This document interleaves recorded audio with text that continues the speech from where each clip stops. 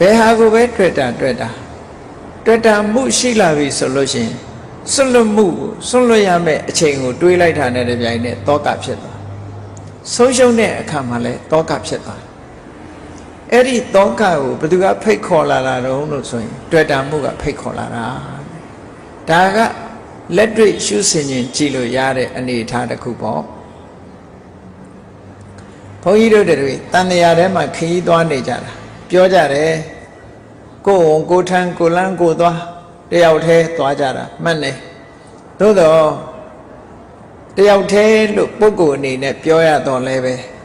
ဘာကနေရှေ့ဆောင်လမ်းပြနဲ့သွားလဲလို့ဆိုရင်တဏှာဆိုတဲ့ဘဝတဏှာလို့ခေါ်တဲ့ဘဝပေါ်မှာတွေ့တာမှုကခေါင်းဆောင်သွား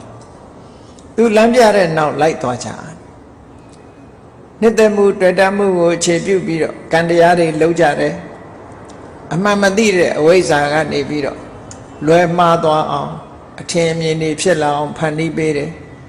တဏှာကကျင့်နှံ့မှုတွေဖြစ်အောင်လုပ်ပေးတယ်ကံတရားကနေပြီးတော့တွန်းထုတ်ပေးလိုက်တယ်ဟောတဏှာရဲ့အဝိဇ္ဇာရဲ့ကံရဲ့ဒီသုံးခုကပေါင်းပြီးတော့ဘုန်းကြီးတို့ဘဝတွေကိုရှေ့ဆောင်ပေးနေတာ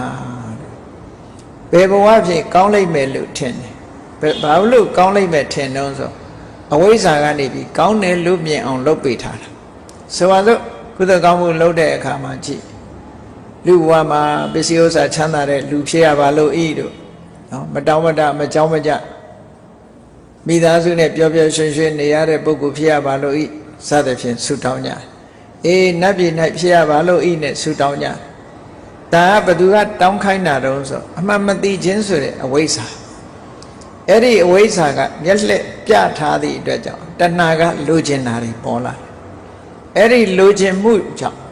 ဒီလိုဆန္ဒတွေထုတ်ဖော်လာဆန္ဒတွေထုတ်ဖော်ပြီးရဖို့ကြိုးစားမှုဆိုတဲ့ကံတရားတွေကိုလှုပ်လာတယ်လှုပ်လာသည့်အတွက်ကြောင့်ကဲလူဘဝရလာပါပြီသူထင်တဲ့အတိုင်းပစ္စည်းဥစ္စာပြည့်ပြည့်စုံစုံနဲ့တထေးအိမ်လူလာဖြစ်ပါပြီတဲ့နော်မချမ်းသာဘူးလားချမ်းသာတယ်ငယ်ငယ်လေးတည်းက